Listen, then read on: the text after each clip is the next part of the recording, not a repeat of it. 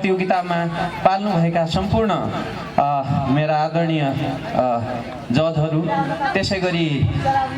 यो प्रतियोगितामा भाग लिनुभएका सम्पूर्ण विद्यार्थी भाइ बहिनीहरू र यस कार्यक्रमलाई सभ्य र भव्य बनाइदिनु हुन यस्तो एकदमै अत्यधिक गर्मीमा पनि धैर्यताका साथ बसिदिनु भएकोमा सम्पूर्ण विद्यार्थी भाइ बहिनीहरूलाई म धन्यवाद दिन चाहन्छु। र यो साइमा एजुकेसनले विगत लामो समयदेखि उत्कृष्ट कार्य गर्दै आएको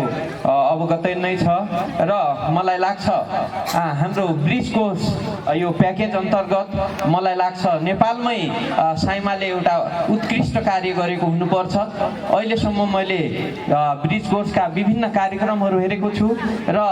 यसमा साइमा एजुकेसनले एउटा नौलो आयाम थपेको छ भन्ने मैले आशा लिएको छु र हामी साइमा एजुकेसन ब्रिज कोर्समा चाहिँ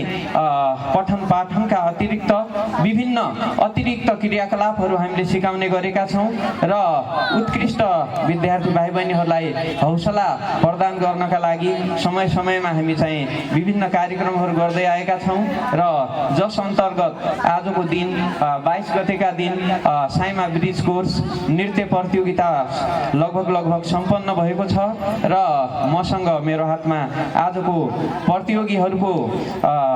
नतिजा पनि आइपरेको छ र ढिलो नगरी म आजको यो नृत्य प्रतियोगिताको नतिजा उद्घोष